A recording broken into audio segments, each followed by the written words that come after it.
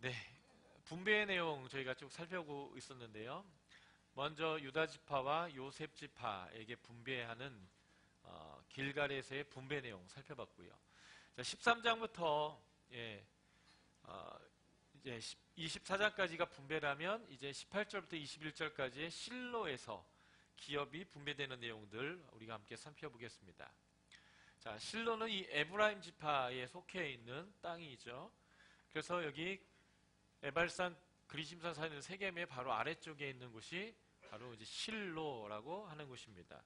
이 실로는 성막이 있었던 곳으로 유명하고요. 사무엘서에서 엘리와 그의 아들들 홈리와 비느하스가 성막을 섬기고 있을 때에 성막이 있었던 장소가 바로 이 실로이고, 하나님의 영광이 떠났던 그 장소가 실로입니다. 나중에 예레미야가 예루살렘 성전이 멸망되는 것에 대해서 얘기할 때 실로에 가봐라, 내가 그곳을 어떻게 했는지, 그곳처럼 이 예루살렘의 솔로몬 성전도 그렇게 할 거다라고 하면서 하나님의 영광에 떠난 하나님의 전, 하나님의 이름으로 일컬어지는 전을 표현할 때 실로와 같이 되겠다라고 표현했습니다.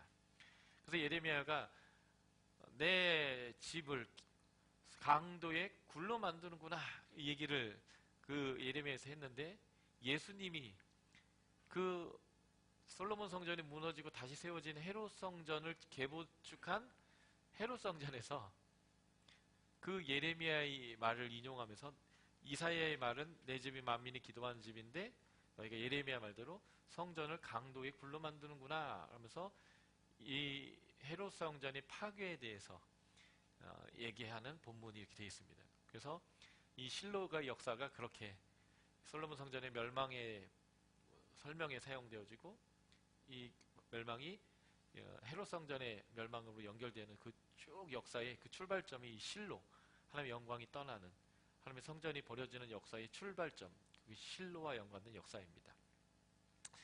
제가 이제 몇 년 전에 성지순례 갔을 때 실로에 갔었는데요. 이렇게 이제 분지처럼 되어 있는 그런 지역이 실로더라고요. 그 한쪽 지역에 갔더니 이렇게 돌판이 하나 있는데 히브리어로 영어로 여기가 타버너클이 있었던 장소다 라고 써놓은 돌이 이렇게 쪼개져가지고 이렇게 누워있더라고요.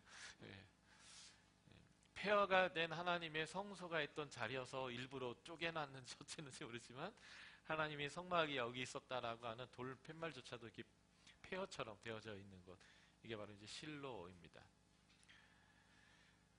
이곳에서 아직 땅을 분배받지 못한 7개 반지파에 대한 땅 분배가 이루어지는데요. 18장 11에서 28절은 베냐민 지파, 19장 1에서 9절은 시몬 지파. 시몬 지파는 유다 지파의 분기 중에 유다 지파가 많으니까 그 일부에 받는 지파가 되는데요. 아까 제가 언급했듯이 야곱이 이제 이스라엘이 마지막 12지파들을 축복하는 내용이 창세기 49장에 나오는데, 그 축복같지 않는 축복으로 저주를 받은 두 지파가 있어요. 시몬과 레위입니다. 왜냐하면 할례를 빙자해서 자신의 여동생의 원수를 갚았던 살육의 기계와 같은 행동을 했던 두 사람인데요.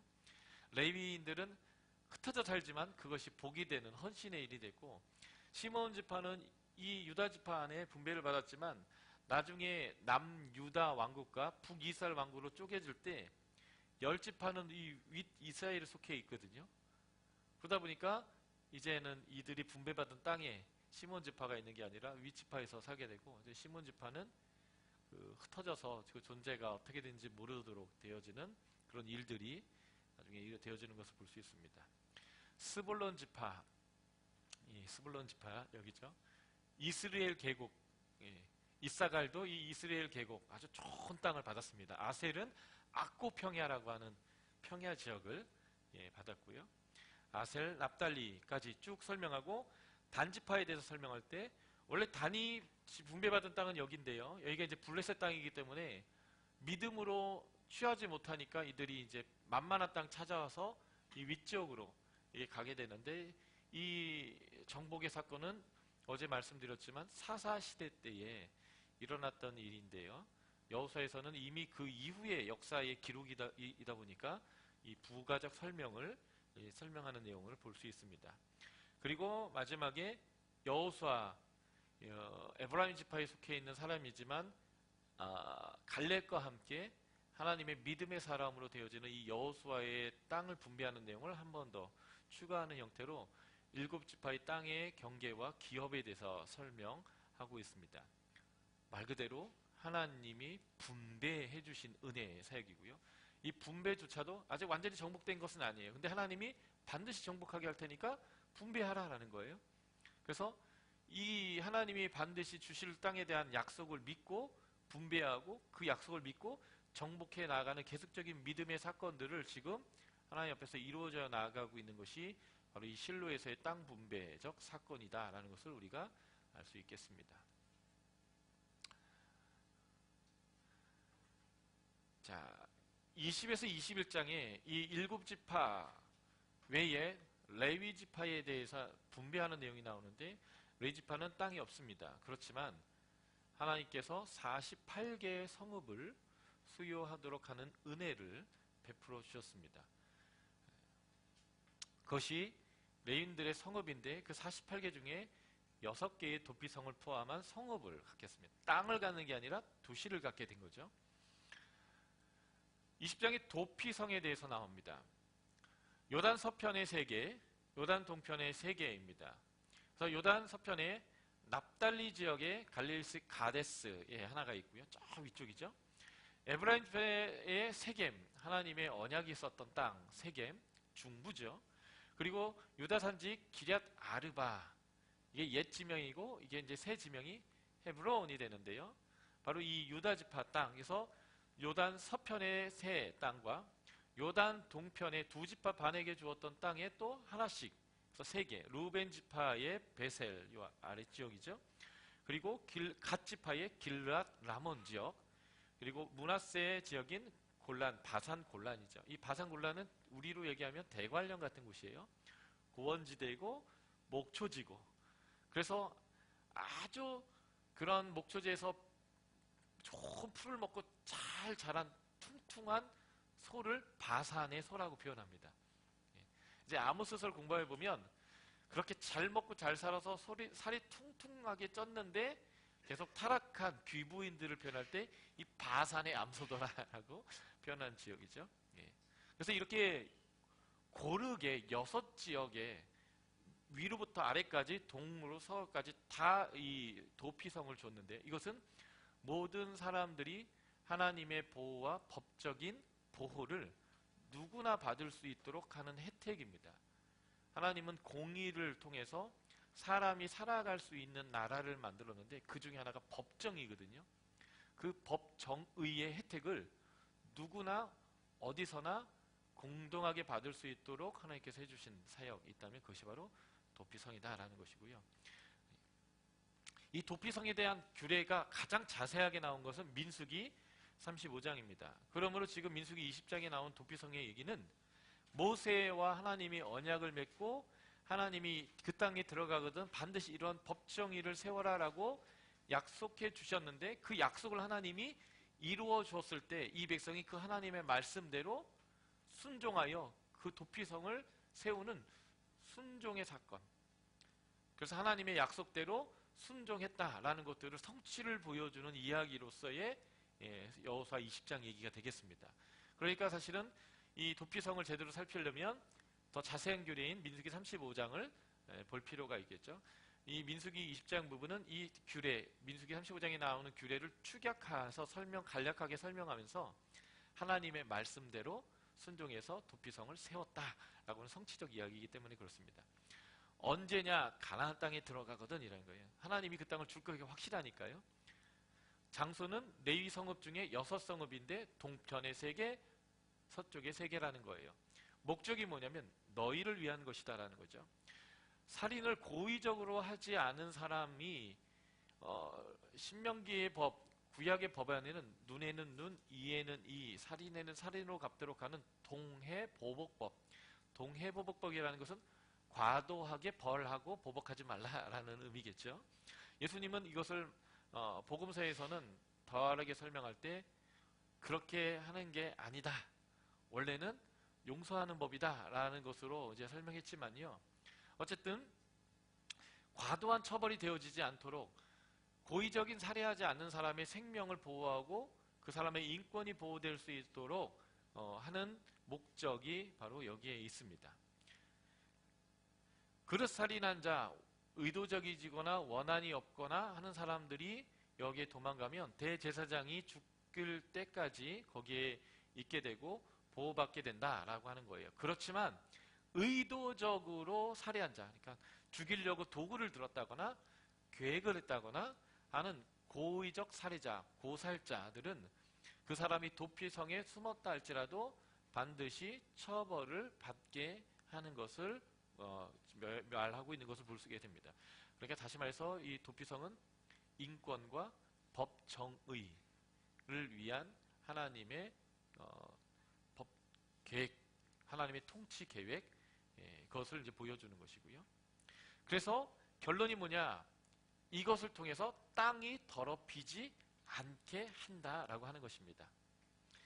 제가 가나안 정복을 재창조로 설명했고요. 그 창조는 마치 노아의 홍수의 모델을 따랐다라고 전 시간에 말씀드렸습니다. 그래서 죄악이 꽉 차 있는 그 땅에 죄악의 백성들에게 하나님이 먼저 선교사를 파송했는데 그게 누구냐면 아브라함과 이삭과 야곱입니다. 그래서 아브라함이 BC 2000년대에 들어가서요. 아브라함과 이삭과 야곱의 삶이 수백 년 동안 그곳에 삽니다. 그럴 때 아브라함에게 아비멜렉이 찾아오고요. 또 아브라함이 거했던 그 헤브론의 사람들이 아브라함과 언약을 맺으면서 아브라함을 하나님의 관리라고 부릅니다. 이삭의 삶을 통해서도 아비멜렉이 찾아와서 언약을 맺자고 해요. 원래 아쉬운 사람이 강자한테 가서 우리 싸우지 말고 날 좀 잘 보호해 주세요 라고 언약을 먼저 제안합니다. 강자가 약자에게 하는 게 아니라 약자가 강자에게 언약 맺자고 부탁하는 거예요. 그런데 항상 그 땅의 강자였던 아비멜렉이 아브라함과 이삭에게 먼저 찾아와요. 그리고 언약을 맺자고 요구합니다. 왜 그러냐면 본인이 이 땅의 사람이고 이 땅의 왕이고 아브라함과 이삭은 이방인이고 나그네이기 때문에 본인이 갑이고 얘들이 을인 줄 알고 행세를 하다 보니까 한참 살아보니까 삶으로 뭘 경험하게 되냐면 사실은 자기가 을이고 아브라함과 이삭이 갑이라는 것을 깨닫게 됩니다. 왜냐하면 그의 뒷배경에 하나님이 계시기 때문에. 그래서 마누라를 뺏어봤지만 그게 잘못됐다는 것을 알게 되는 거예요. 얘 건드렸다간 내가 큰일을 당하는구나 라는 것을 그들 통해서 배웁니다. 그래서 사실은 아브라함과 이삭과 야곱은 죄악으로 관영하고 심판이 대상이 되어야 하는 진멸의 대상인 땅에 하나님이 먼저 선교사를 파송해서 하나님을 알리고 하나님 백성 되게 하는 사역이었습니다. 그런데 그 하나님의 은혜의 시간이 지나갔음에도 불구하고 그 기회를 놓친 이 민족에게 하나님이 행하시는 것이 노아의 홍수와 같은 진멸의 재창조입니다. 그래서 하나님은 땅을 정결케 하고 정결케 된 백성을 하나님의 공의로운 법을 가지고 살게 하는데 그 하나님의 정결한 백성이 하나님의 공의로운 법을 가지고 살면 땅이 안식을 얻어요. 그래서 바로 이 법을 지키면 어떤 일이 벌어지냐면 땅이 더럽게 되어지지 않습니다. 그러면 땅이 무엇을 하냐면 백성에게 소산을 내어줍니다. 그러면 백성들은 그 땅에서 자기가 심은 것을 먹고 살게 됩니다. 그것이 열매 맺게 하는 것은 하나님이 때를 맞춰 우로를 내려주셔야. 그리고 꼭 추수 때 되면 적군이 쳐들어오거든요. 그때마다 한 길로 왔다 7길로 도망가도록 하나님이 막아주심을 통해서 땅을 더럽히지만 않으면 하나님의 백성으로 잘 먹고 잘 살 수 있게 되는데요. 그 땅이 더럽히지 않는 방법이 뭐냐면 사람이 사람을 사랑하는 거예요. 그래서 무고한 자의 피를 흘려서 그 피가 땅에 스며들지 않도록 하는 법 정의를 실현하는 것인데 그것을 실현하도록 하는 여러 가지 방법 중에 하나가 도피성이라는 것이고요. 이런 하나님의 법정의가 이루어지지 않았을 때 진멸의 주체였던 이스라엘 백성이 진멸의 대상이 되어서 진멸된 사건이 720년과 586년이라는 거고요. 그런 일이 벌어졌더니 땅이 안식하였다라고 하는 아이러니한 표현이 그래서 역대기 마지막 장에 사용되는 겁니다. 그래서 이것은 법정이고 하나님의 백성이 하나님의 성품으로 세상을 어떻게 다스려 가야 되는지를 보여주는 아주 중요한 제도 중에 하나가 바로 이 도피성이다라는 것입니다. 땅을 안식하게 하는, 세상을 다스리고 경작하고 통치하는 방법, 그것이 바로 공의의 법을 세우는 것입니다.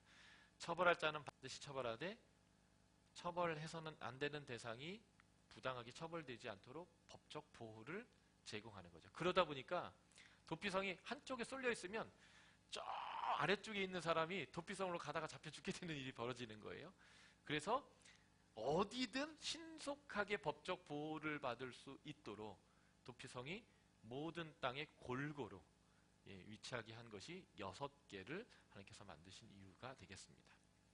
자, 21장에 보면 이 도피성을 포함한 48개 성읍을 레위인들이 이제 부여받게 됩니다. 21장 3절, 이스라엘 자손이 여호와의 명령을 따라 순종했다는 거죠. 자기의 기업에서 이 성읍들과 그 목초지들을 예이 사람들에게 주었다. 하나님의 은혜로 받은 땅, 그 은혜의 일부를 하나님의 방식으로 하나님이 원하는 사람들에게 내주는 그런 성취적 사건, 이게 48개 성읍을 기업이 없는 레위인들에게 내준 사건으로 보셔야 하죠. 레위 가족별 땅을 분배받았는데요. 레위의 자식은 게르손, 고핫, 무라리 이렇게 됩니다. 이 고핫 또는 그핫이라고 부르는 이 가족 중에 아므람이 있고요. 이 아들이 이제 아론, 모세 이렇게 되는 거죠. 그래서 모세의 가족들이 이제 대제사장 가문이 되게 되는데, 그래서 하나, 둘, 셋에다가 고핫의 아브람 가족 해서 4개의 구분을 짓고 이 4구분에게 땅을 이제 내주는 형태로 이제 분배가 이루어지게 됩니다. 우리가 이제 사무엘서에서 배우게 된 엘리와 홈리와 비나스 그리고 아히멜렉, 이것은 이제 아론의 아들 중에 이다말의 이제 계열이게 되게 되는데요. 사실 이들이 엘리도 환상을 받고 또 사무엘도 어렸을 때 성막 앞에 있다가 이제 환상을 봤을 때 진멸하게 되고, 그래서 하나님이 선택한 가문이 이제 이 엘르아살이 가문으로 흘러가게 되고, 그래서 사독 가문이 이제 다윗 시대 되면 전통 대제사장의 가문으로 이제 흘러가게 되는 거죠. 그래서 이 아히멜렉과 이 두 가문이 같이 이제 하나님 앞에서 봉사하는 일들이 다윗 시대에 있게 돼요. 그래서 다윗의 장막을 섬기는 이 사독 가문의 라인과 성막이 파괴되는데 그 파괴된 장막을 다시 모아서 세운 기브온 산당, 그 기브온 산당을 섬기게 되는 이제 가문으로 이제 나누게 되고, 나중에 이 아비멜렉 계열은 이제 완전히 몰락하게 되는 거죠. 그 몰락한 가문의 선지자가 예레미야고요. 이 아론의 정통 계열, 사독 계열을 쭉 타고 내려간 사람 중에 선지자가 된 사람이 에스겔입니다. 그래서 에스겔은 선지자 겸 제사장인데 그가 뭘 봤을까요? 그래서 성전의 재건을 보는 거죠. 그리고 이 가문을 따라 쭉 내려가다 보면 누가 나오냐면 학사 에스라가 나오는 것입니다. 이 가문을 통해서 하나님이 율법의 회복, 하나님의 통치와 질서의 회복이라고 하는 재창조의 일을 이제 이루는 이제 가문이 되는데, 일단은 이 이제 아론의 가문은 유다와 시몬, 베냐민 지파의 땅에서 땅을 분배받게 됩니다. 유다 지파, 베냐민 지파니까 지금 여기 지도 보시면 예루살렘을 중심으로 한 그 아래쪽에 땅을 이제 받게 되는 거죠. 그래서 총 13개의 성읍을 받게 되고요. 이 아론 가문을 뺀 나머지 그앗 자손은 에브라임과 단과 므낫세 반지파의 땅에서 땅을 분배받게 됩니다. 도피성이 3개 있고요. 여기 도피성은 헤브론이죠. 아론 지파에서는. 그래서 총 10개의 성읍을 분배받게 됩니다. 게르손 자손은 므낫세 반지파와 이사갈, 납달리, 아셀 지파, 저 북쪽 지역에 땅을 받게 되고요. 도피성으로는 바산 골란 동쪽의 도피성과 서쪽의 북쪽의 갈릴리 게데스라고 하는 이 2개의 도피성을 포함한 총 13개의 성읍을 게르손 지파가 받게 됩니다. 무라리 지파는 스볼론, 루벤, 갓 지파의 땅에서 땅을 분배받게 되고요. 요단 동편이죠. 이 땅 중에는 베셀과 길란 라못이라고 하는 도피성 2개를 포함한 12개의 성읍을 분배가 받게 됩니다. 그래서 13 더하기 10, 23이죠. 또 13, 36, 12, 48. 그래서 총 48개의 성읍을 분배받게 됩니다. 이걸 다르게 표현하면 뭐라고 얘기하냐면 이스라엘 백성들과 만날 수 있는 아주 인근의 곳곳에 레위인들이 고르게 분포시켰다라는 의미가 큽니다. 왜 하나님이 레위 지파를 모든 백성들이 쉽게 만날 수 있도록 그들에게 쉽게 접촉할 수 있는 모든 지역에 고르게 분포시켰는가? 이게 이제 하나님의 계획인 거죠. 레위 지파는 40개의 성읍으로 흩어졌는데 그 흩어진 첫 번째 이유는 아까도 말씀드린 것처럼 창세기 49장 5에서 7절의 야곱의 저주입니다. 그런데 그 저주가 오히려 하나님의 복으로 전환되는 순간이 여호와의 편에 레위 지파가 서는 열심의 사건이 2번 있었죠. 황금 손간지를 만들었을 때, 그리고 시딤에서 우상 숭배를 했을 때. 그래서 그들이 이 흩어짐 저주가 하나님의 복으로 바뀌게 됩니다. 그러니까 사실은 영원한 저주는 없어요. 하나님의 저주는 복을 내리기 위한 저주일 수도 있습니다. 죄가 죄이고 죄를 직면하고 죄로부터 벗어나고 옳음의 기준을 세우기 위한 저주이고요. 그 저주는 언제든지 내가 주님에게로 얼굴을 향하고 주님의 뜻대로 살기로 하는 열정을 가는 그 순간, 그 저주는 어느 순간 우리에게 축복으로 바뀌는 것들을 우리가 볼 수 있습니다. 왜 48개의 성읍으로 흩으셨는가? 이것은 백성들에게 율법을 가르치기 위한 것입니다. 제가 아까 여기 거룩의 순환에 대해서 그렸잖아요. 백성들은 거룩이 무엇인가? 분별된 삶이 무엇인가? 하나님 앞에서 다른 민족과 구별되고 하나님의 백성으로서 살아갈 수 있는 방법이 무엇인가를 끊임없이 배웠어야 합니다. 그것을 누구를 통해서 배우는가 하면 레위인들을 통해서 배우는 거죠. 레위인의 가장 중요한 직책은 성전을 섬기는 것이 아닙니다. 제사장들이 다윗 시대로 가면 24개의 반차, 24개의 조를 짜가서 번갈아 가면서 성전을 섬깁니다. 1년에 52주죠. 24개라는 것은요, 한 조당 2주만 섬기면 벌써 48주입니다. 그러니까 레위인들 중에 제사장들이 성전에 올라가서 봉사해야 될 의무적 기간은 1년에 고작 2주입니다. 나머지는 뭐 할까요? 자기의 성읍에 거합니다. 그러므로 레위인들의 가장 중요한 업무가 제사를 드리고 성전에서 봉사하는 것이 아니라 자기에게 분배된 성읍에서 살면서 하나님의 말씀이 무엇인지를 백성들 간에 늘 친근하게 가르치는 일이 52주 중에 대부분이고요. 딱 2주가 성전의 의무를 위해서 올라가는 일을 한다는 것입니다. 우리는 52주 매 주일을 주일 성수라는 개념으로 하나님 앞에 나오는 신앙생활들을 하고 있잖아요. 이스라엘 백성들은 어땠을까요? 그들이 52주 매 주마다 성전을 찾았을까요? 아니요. 이스라엘 백성은 성전 중심의 삶을 살지 않았습니다. 무슨 삶을 살았을까요? 말씀 중심의 삶을 살았습니다. 성전은 1년에 의무적으로 딱 3번만 오면 돼요. 유월절, 오순절, 장막절. 그리고 플러스 알파를 와야 되는데 그게 뭐냐면 죄가 깨달아졌을 때 하나님과의 관계를 회복하고 싶을 때 플러스 알파의 숫자를 오게 했습니다. 그러니까 성전에 주기적으로 오는 삶은 1년에 3번이에요. 하나님은 성전 중심의 삶이 아니라 자신의 성읍에서 살면서 가까이 살고 있는 레위인들 통하여 말씀을 가르침받고 그 말씀대로 사는 것, 이걸 뭐라고 표현하냐면 하나님과 동행이라고 표현했습니다. 말씀에 따라 판단하고 말씀에 따라 결정하고 관계하는 거예요. 그 말씀 중심의 삶을 살았습니다. 이걸 다르게 표현하면 하나님 중심의 삶입니다. 그 하나님의 중심의 삶을 살아가다가 하나님과 관계가 틀어졌을 때 추가로 성전에 와서 그 관계를 회복하는 일을 하는 게 성전에서의 일이었다는 거죠. 그래서 성전 중심의 삶이 아니라 말씀 중심의 삶을 살았습니다. 이게 원판 디자인이에요. 우리가 교회를 주기적으로 나와야 되는 주일 성수도 주일 성수가 목적이 아니라 주님의 전에 나왔을 때 하나님의 공동체와 하나님의 사람을 통해서 어떻게 하나님의 사람으로 살 수 있는지를 말씀을 보고 듣고 배우고 말씀대로 살아가는 공동체와 하나님의 사람을 통해서 그것이 살아갈 수 있는 거구나 라는 것을 삶으로 훈련되기 위하여 주기적으로 주일 성수를 하는 거지 주일 성수 자체가 목적화되어 있는 것은 아니라는 것을 우리가 알 수 있는 거죠. 그러므로 이 하나님의 말씀을 먼 예루살렘에 가서만 들을 수 있다면 얼마나 저주예요. 그래서 하나님은 레위인들을 아주 가까운 곳에 흩어 뿌렸는데 그것이 48개 성읍이라는 것입니다.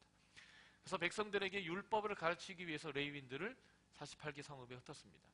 그리고 제사장들, 레위인들이 무엇을 했는가? 성문에 앉았어요. 성문에 앉아서 뭘 했을까요? 재판을 했습니다. 무엇이 옳은지, 무엇이 그른지 잘잘못을 구분하기 위해서는 재판을 받아야 되는데 왕도로만 가서, 예루살렘으로 가서 대제사장이 그것을 판단받기가 너무 먼 거예요. 누구나 쉽게 옳고 그름을 분별받을 수 있는데 그 기준이 뭐냐면 말씀을 기준으로 옳고 그름을 분별받을 수 있는 기회가 제공되어야 했습니다. 그걸 누굴 통해서 했을까요? 48개 성읍에 흩어진 레위인과 제사장을 통해서 그것을 분별받았다는 거예요. 그래서 이것 자체가 말씀 중심의 삶이 되는 거예요. 옳고 그름도 말씀에 의해서. 해야 될지 말아야 될지도, 무엇을 해야 될지도 말씀의 근거에서. 그걸 누구한테 배울 수 있을까요? 가까이 있는 예인들 통해서 배울 수 있도록 하나님이 이들을 흩으셨다라는 겁니다. 그래서 그 재판과 관련되어 있는 중요한 성들이 몇 개 더 있는데 그게 도피성인 거예요. 법정의를 실현하는 몇 개의 도성이 더 추가적으로 주어진 것이죠. 그래서 레위인들과 제사장의 역할을 정리할 필요가 있습니다. 첫 번째, 레위인과 제사장은 뭘 했냐면 거룩한 것과 속된 것, 부정한 것과 정결한 것을 분별했습니다. 그래서 먹을 수 있는 거예요? 먹을 수 없는 거예요? 제사장한테 물어보면 되고요. 옷이나 집이나 몸에 종기가 나거나 곰팡이가 나거나 소위 이거 문둥병이라고 표현했는데요. 피부병이 생기면 제사장에게 가서 이것이 정한 겁니까? 부정한 겁니까? 물어봐요. 부정하다라면 이 부정함을 정함으로 어떻게 바꾸는지를 물어봐요. 씻어라, 빨아라, 긁어내라, 시간을 보내라, 집 밖에 나가라. 그리고 어떻게 그 부정함이 정결함에 돌아왔을 때 복귀하는지의 절차도 제사장을 통해서 배우는 거죠. 왜 이 부정과 정결함이 중요한가? 부정하면 하나님과 함께 할 수 없다는 거예요. 그래서 정결해야만 하나님과 함께 할 수 있고 하나님의 거룩을 가질 수 있고 그럴 때 만사형통이라고 하는 지혜로움과 앞으로 나아감이 허락되어지는데 그러니까 정함과 부정함은 정말 중요한 거죠. 그것을 누가 유지시켜줬고 부정함을 누가 정함으로 바꿔줬는가? 제사장이라는 거예요. 그리고 죄로 인하여 부정해졌을 때는 예루살렘으로 가는 거예요. 법궤가 있는 곳으로. 그래서 제사장과 함께 하나님의 절차에 따라 죄가 속하여져서 부정해서 정결로 되돌아가게 하는 것이 제사라는 거죠. 그래서 제사는 그 하나님의 이름을 택하신 곳에서 드려지지만 훨씬 더 일상의 삶에서 이루어지는 정함과 부정의 문제는 가까이 있는 레위인들을 통해서 쉽게 해결될 수 있었다는 거예요. 그 지도를 누가 했는가? 레위인들이 했다는 거죠. 다시 말해서 하나님과 함께 거하는 삶을 가능케 하는 그 기준점이 누구였냐? 제사장이었다는 거죠. 두 번째, 이스라엘 백성에게 규례를 가르쳐 어떻게 하는 것이 바른 삶인가? 레위인들이 했다는 거예요. 세 번째, 제사를 통해서 죄를 인한 부정함을 정결함으로 복귀시키는 일을 했고요. 네 번째, 재판을 했습니다. 옳고 그름을 통해서 공의를 계속 세워나가고 바른 것을 선택해 나아갈 수 있도록 하는 것을 했고요. 다섯 번째, 이스라엘 백성을 축복하는 일을 했습니다. 대표적인 축복문이 민수기 6장 26에서 27절인데요. 축복의 내용이 딴 게 아니에요. 하나님의 얼굴을 드시고 그 얼굴빛을 비춰주셔서 여호와 앞에 있게 하는 거죠. 얼굴, 파님. 그래서 은혜와 평강이 당신의 얼굴 앞에서 누리게 해주십시오. 이게 이제 하나님이 아론을 통해서 하게 했던 대표적인 축복 기도문인데 이러한 축복을 비는 일. 이 다섯 가지가 제사장이 하는 일이었고요. 여섯 번째부터는 레위인들이 하는 일이에요. 성전을 돌봅니다. 서기관과 관원이 됐고요. 문지기가 됐고 예배하는 자가 됐습니다. 그래서 하나님의 전과 하나님을 예배하는 그러한 일들. 그래서 예배자로서 이스라엘 백성이 살 수 있도록 예배자가 되어주는 삶을 레위인들이 했다는 거죠. 이 일이 소수의 사람들에게만 혜택이 되어진다면 문제라는 거예요. 그래서 지금 우리에게서 굉장히 중요한 선교적 사건이 무엇이냐면 성경의 빈곤을 해소하는 겁니다. 성경 말씀이 없어서 빈곤한 빈곤만큼 큰 빈곤이었거든요. 그래서 이 빈곤을 해소하기 위해서 자신의 언어로 성경이 없는 자들에게 성경을 번역해주는 일, 그리고 목회자가 없고 전문적인 말씀을 가르치는 사람이 없어서 말씀의 옳고 그름, 온전한 해석을 들을 수 없는 자들에게 말씀을 들을 수 있도록 하는 이 성경의 빈곤을 해소하는 것이 하나님의 선교 전략과 딱 맞아 들어가는 거예요. 하나님은 그 누구도 성경에 빈곤이 없도록 48개 성읍에 고르게 제사장과 레위인들을 흩어뿌려서 주의 뜻이 무엇인지를 언제나 쉽게 배우고 알고 살아갈 수 있도록 하신 사건이 바로 흩어져 있는 레위인들에게 48개 성읍을 분배한 사건의 본질적 의미라고 우리가 해석하면 좋겠습니다. 이게 이제 20장, 21장에 나오는 그 놀라운 하나님의 분배의 사건입니다. 그리고 이제 21장 마지막 43에서 45절, 우리가 오늘 아침에 처음 시간에 읽었던 내용이죠. 여호수아를 전체를 요약하는 요약적 진술이 이루어지게 됩니다. 그리고 나머지 장들 22에서 24장은 이제 또 부록 같은 거예요. 조상에게 맹세한 대로라는 말이 두 번 반복됩니다. 여호수아서의 이 성취는 하나님의 약속하신 대로다. 여호와께서 땅과 안식을 주셨는데 이것이 전적인 여호와 하나님의 역사, 열심으로 하나님 편에서 완성하신 사건이다. 그리고 말씀하신 일이 하나도 남김없이 다 순종되어서 성취되었다. 하나님의 역사, 약속이 순종과 만나 이 일이 완성되었습니다 라는 얘기로 여호수아가 요약적 진술로 끝나지는 이제 사건이 되어지는 거죠. 그래서 하나님의 성취가 이루어졌는데 이 성취의 믿음의 사건은 단회적 사건이 아니라고 말씀드렸죠. 계속적인 거예요. 계속적으로 이루어져 나갈 것인데 그 계속적으로 이것이 이루어져 나가는 데 있어서 중요한 부분들을 보조적으로 더 추가적 설명하는 내용, 이게 이제 나머지 여호수아서의 어떤 그 추가적 설명들이다라고 보시면 되겠습니다.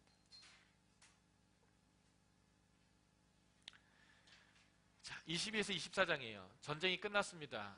정착은 이제는 계속적으로 그 하나님의 백성으로 언약적 성취를 계속 이루어져 나가는 이제 연속의 믿음의 싸움들이죠. 그래서 여기에 몇 가지의 언약들이 나오게 됩니다.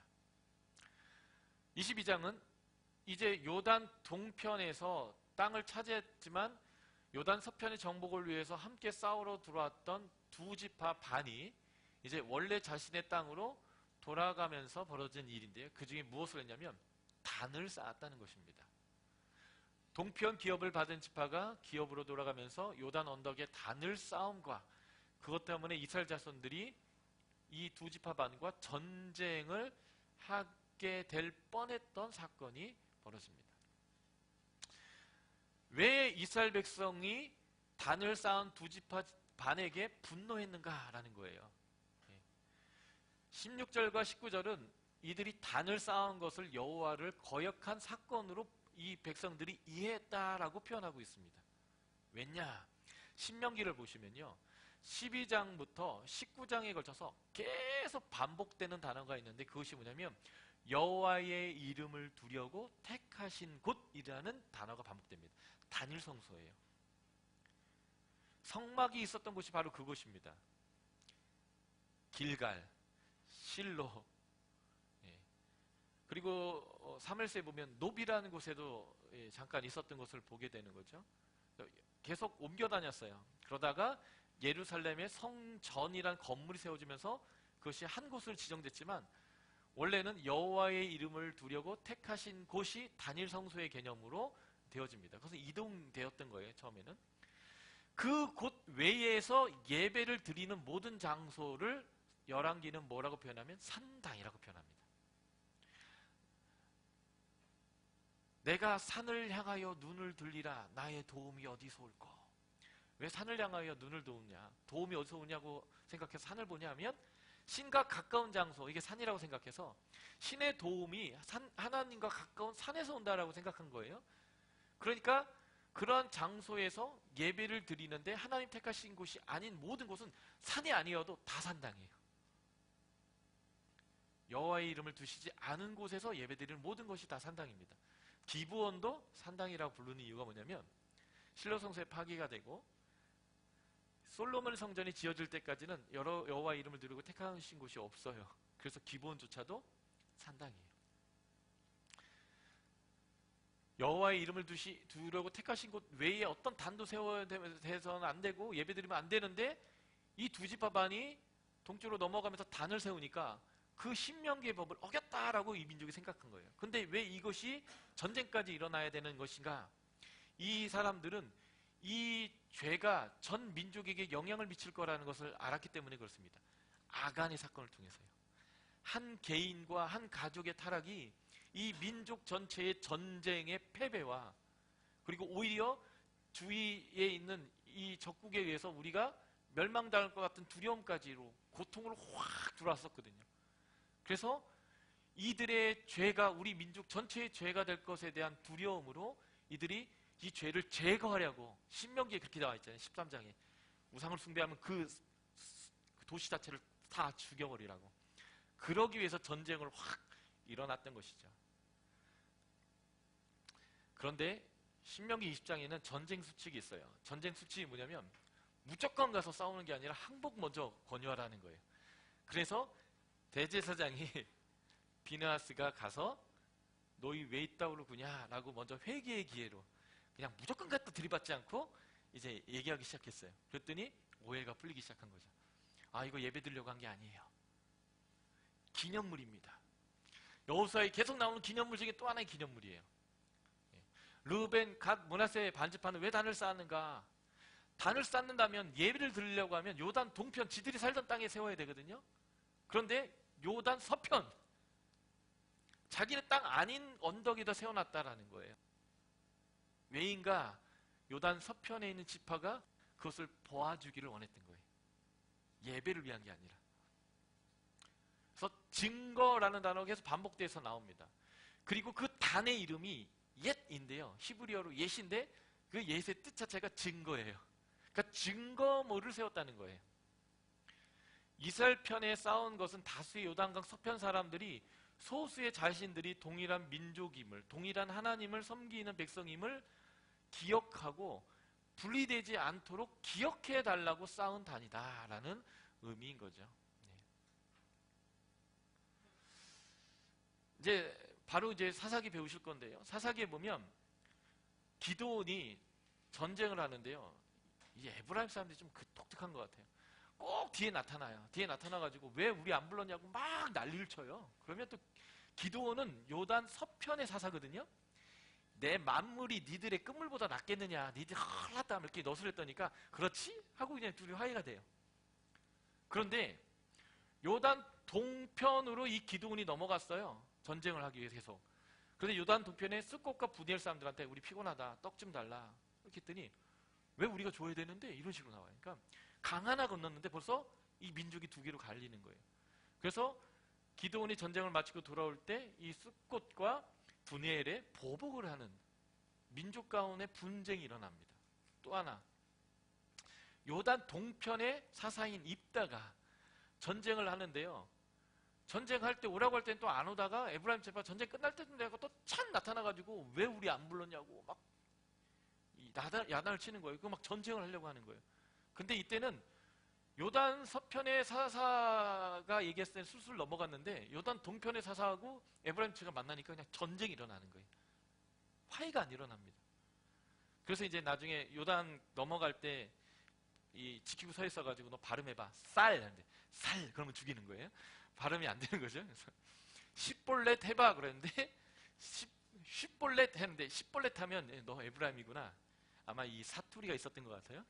그래가지고 죽이는 이러한 이 지파 간의 분쟁이 사사시대에 일어나는데 이 분쟁이 재밌게도 요단강을 두고 동서가 갈라서요.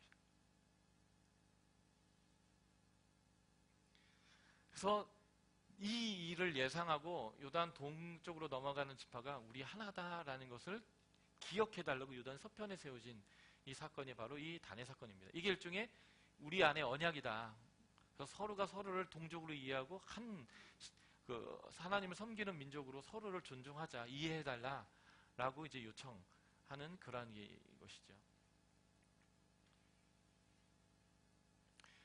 이제 23장으로 넘어가면 여호수아가 나이가 많았습니다.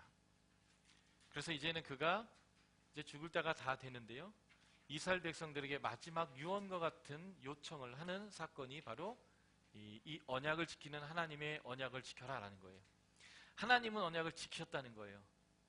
그런데 너희가 이 언약을 계속 지켜야 한다는 거죠. 신명기 32장 모세가 유언적으로 남긴 말이 신명기예요.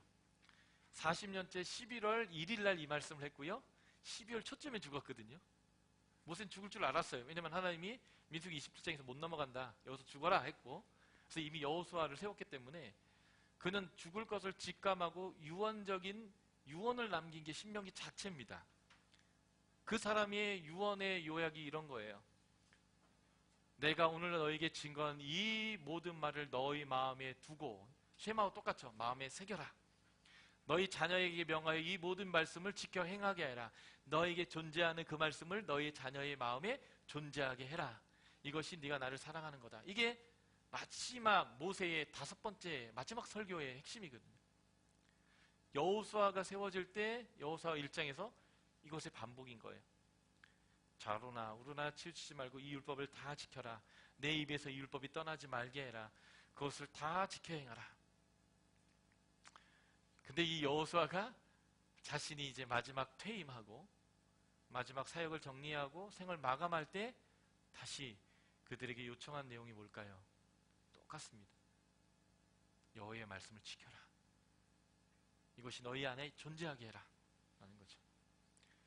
이 이야기는 다윗이 하나님 앞에 세워질 때 또 다윗에게 얘기되는 거고요. 다윗이 솔로몬에게 왕위를 이양할 때 다윗이 솔로몬에게 한 이야기이기도 합니다. 그러니까 마지막 유언의 얘기, 마지막 남길 한마디가 무엇이냐라고 내 후손에게, 내 영적인 제자들에게 한마디 남겨라 할 때 늘 우리가 해야 될 대사 무엇일까요? 바로 이것입니다. 나이 늙어 여호수아가 마지막 노인이 돼서 마지막 백성에게 남길 말이 무엇인가, 이거였어요. 그래서 백성들을 모으는 거예요. 그리고 이야기를 다시 하게 됩니다. 이것이 우리가 영적 유산으로 육체적인 자식과 영적인 자식에게 남겨야 될 마지막 유언의 말, 그것이 바로 이것이죠. 현대 기독교인들도 하나님의 말씀에 대한 순종은 자신의 정체성이 되어야 하고요. 하나님의 뜻을 계속 알아가야 하고 하나님께 계속 친하게 지내는 이 방법이 늘 승리의 비결임을 나이 들어 마지막 아버지로서 얘기하는 그 이 대사를 통해서 우리는 확인할 수 있다라는 것입니다.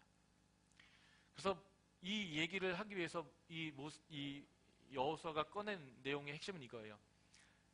하나님은 이스라엘 위해서 싸우셨다는 거예요. 그래서 반복적으로 얘기해요. 하나님은 싸우셨다, 우리를 위해서 신실하셨다. 그래서 그 약속을 다 이루셨다. 그러므로 앞으로도 싸워주실 것이고 앞으로도 그 일을 다 이루어 주실 것이다. 그러므로 이 일을 완성하는 데 우리의 순종이 필요했다면 앞으로의 모든 삶 안에서도 이 순종이 형통의, 평탄함의 포커스다 라는 것을 마지막까지 얘기하는 거죠. 그래서 우리가 하나님과의 언약에 순종할 수 있는 이유가 바로 하나님의 신실함 때문이다는 거예요. 우리의 신념이거나 우리의 노력이 아니라 이것 때문에 우리는 하나님 앞에서 신실하게 언약에 반응하고 순종할 수 있다라고 모세는 여호수아는 밝혀주고 있습니다. 신실하신 전사이신 하나님, 지금도 하나님은 우리를 위해서 선두에서 싸워주시죠. 이렇게 설득한 다음에 그래서 언약하자라는 거예요. 약속하자.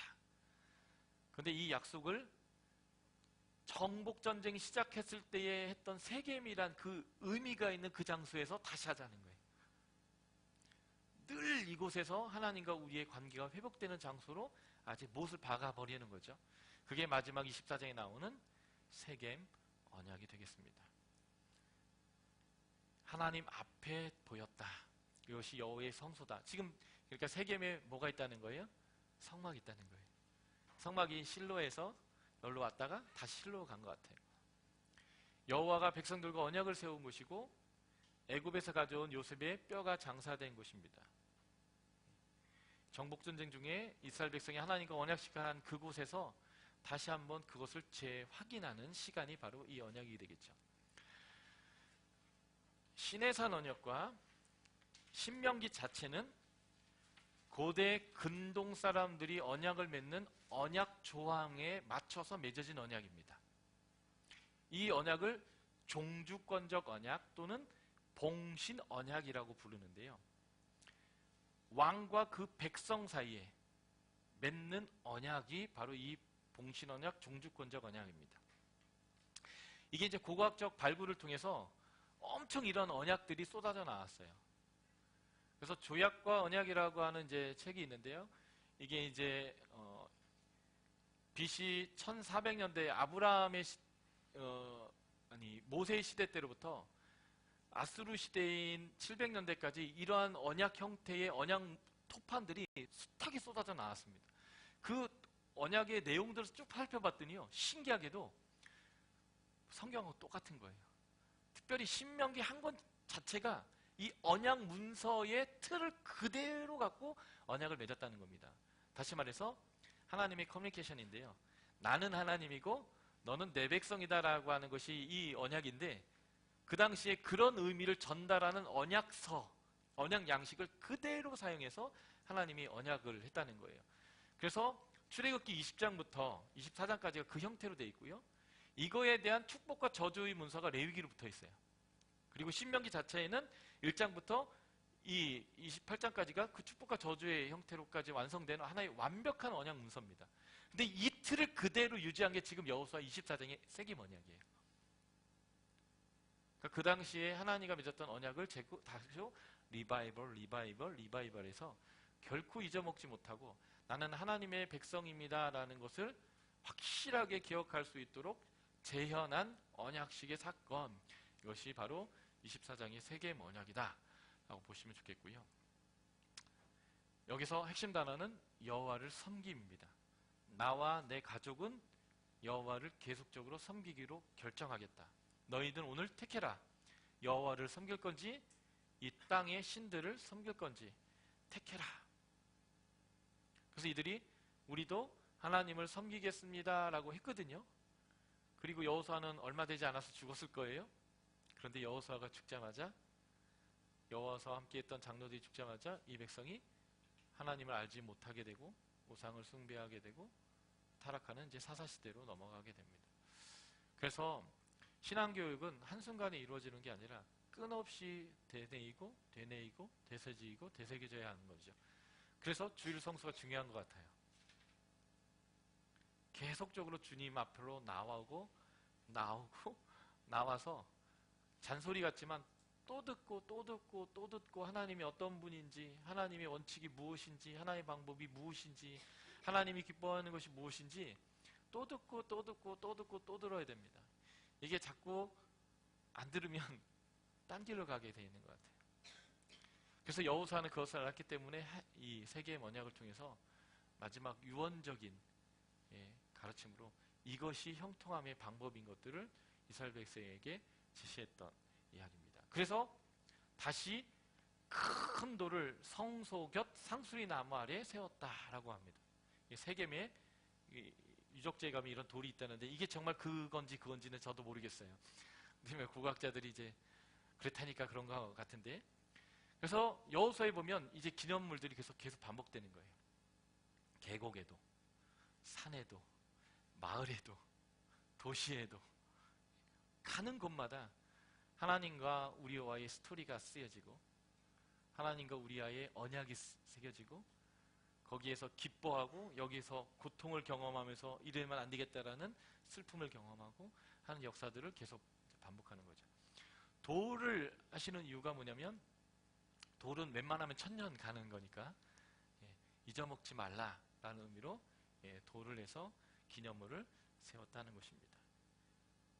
그래서 순종의 삶은 지속되어야 하고 반복되어야 되고 계속 학습되어져야 한다라는 교훈이 이 여호수아를 통해서 보여지는 거고요.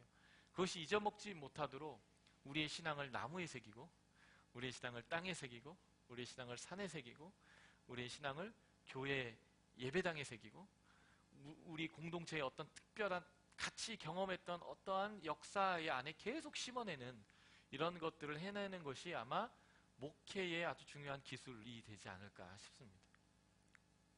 그래서 우리 교인들이 어떤 해 어디 갔었어, 그냥 갔었어만 남는 게 아니라 함께의 신앙 안에서 거기에서 우리의 신앙의 어떤 게 다시 되살아나는 그런 공동의 어떤 기념물이나 역사나 그 무엇이 경험들이 거기에 같이 이렇게 묶이도록 계속적으로 우리가 그것들을 만들어가는 게 필요하고요. 가족도 그런 것 같아요. 같이 하면서 하나님 앞에서 우리의 신앙을 기억해낼 만한 그런 것들, 그런 기억들, 역사들, 스토리들을 계속 써나가는 것, 이것이 참으로 성경적인 교육 방법이다라는 것이 여호수아를 통해서 보여집니다. 그래서 여호수아서를 정리해 보겠습니다. 여호수아는 순종과 언약의 성취의 책입니다. 순종은 누구의 몫이에요? 하나님 백성의 몫입니다. 언약을 성취하시는 이 성취의 일은 누구의 몫일까요? 하나님의 몫입니다. 제가 말씀드린 것처럼 하나님은 이것을 성취하는데 자신의 목숨을 거셨습니다. 그래서 그것을 실제적으로 십자가 안에서 증명하셨고요. 그래서 하나님은 이 일을 반드시 이룰 것입니다. 그런데 이 일을 반드시 이루는데 늘 우리를 부르시고 초청합니다. 그 일을 이루는 일에 마치 화령점정처럼 용의 눈을 점을 찍는 그 영광스러움은 우리에게 하나님이 숟가락 하나 딱 얹어서 퍼먹도록 만약에 우리에게 맡기는 것이 순종입니다. 그래서 하나님의 절대적인 열심과 그 하나님을 신뢰하는 우리의 따름의 순종이 만났을 때 하나님의 구원은 이 땅 가운데 이루어지게 되는 거죠. 하나님과 그의 형상인 사람이 동역할 때 하나님의 나라는 창조된다. 이것이 여호수아가 우리에게 보여주고 있는 중요한 메시지가 되겠습니다. 혹시 여호수아서에 대한 질문 있을까요? 우리가 너무 잘 아는 얘기가 여호수아서죠. 예. 질문 있으시면 제가 질문을 받겠습니다.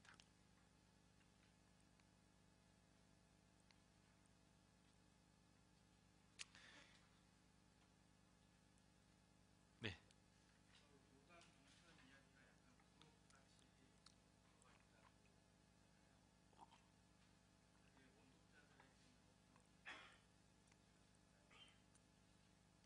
실제 사사시대를 통과하고 다윗시대가 되면서 이스라엘 백성들은 요단 동편과 서편의 갈라짐을 실제로 경험했습니다. 그래서 싸웠고요. 갈등했습니다. 그래서 너희는 한 언약 안에 한 민족이다라는 것을 여호수아의 시대의 그 영광을 재현하는 다윗과 솔로몬 시대 때 꼭 기억하도록 하기 위해서 이 이야기는 꼭 기록되어야만 했던 본문이라고 생각하고요. 실제로 이제 사무엘서에서도 보면 세바의 반란이라는 게 나와요. 그 세바의 반란 때 보면 유다의 가문에 우리에게 무슨 그 기업이 있겠느냐라고 하면서 10개 지파가 뚝 떨어져 나가요. 그래서 다윗 왕조의 시대에서도 보면 유다 지파가 너무 드세서 그런지 나머지 지파와 계속 갈등을 일으키는 일들이 계속 나오고요. 실제로 솔로몬의 타락 이후에 그 흐름대로 쭉 쪼개져서 남북이 갈라지는 모습들이 그 긴장이 있습니다. 그 긴장은 사사시대부터 다윗 시대를 통과해서 솔로몬 시대까지 계속 유지되거든요. 그 한복판에, 긴장의 한복판에 있는 자들이 이 성경의 역사를 기록해서 지금 하나님 앞에서 한 민족, 하나님의 언약 백성을 만들어 나가려고 하는 의도로서 여호수아가 기록됐다고 한다면 지금 이 이야기는 정말 중요한 대목이라고 생각돼요. 그렇기 때문에 이 부로 간에 이들이 이렇게 단을 쌓고 나갔던, 그래서 이들이 우려했던 일들이 지금 우리 안에 벌어지고 있는데 그 일이 벌어지면 안 된다라고 하는 교훈들을 지금 이 여호수아서에서 부록처럼 기록하고 있지 않았나라고 저는 생각합니다.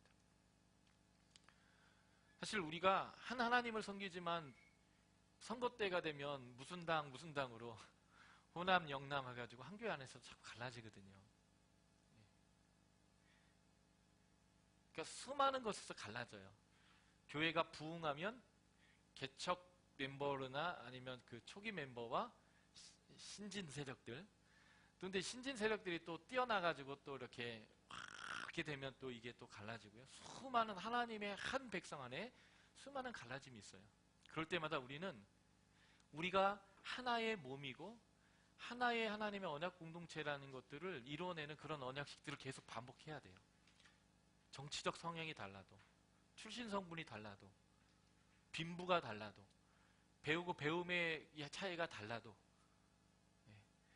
원래 기청 멤버이고 신진 멤버이든 달라도 우리는 한 백성이다라는 것을 늘 기억해야 합니다. 그것이 여호수아에서 두 지파 반이 세워서 단을 세워서 하려고 했던 기념물이죠. 그것은 우리의 지금 교회 안에서도 여전히 반복되어져야 될 하나의 화두이고 하나 되어야 될 아주 중요한 요소이죠. 그런 기념물들을 좀 쌓아야 합니다. 그래서 그런 것들을 볼 때마다 아니지, 정치적 성향 때문에 깨지면 안 되지. 예, 누가 더 잘났고 개척을 했고 교회를 성장시켰고 누가 더 낫네 이런 거 가지고 싸우면 안 되는 거죠. 예. 또 질문이 있을까요?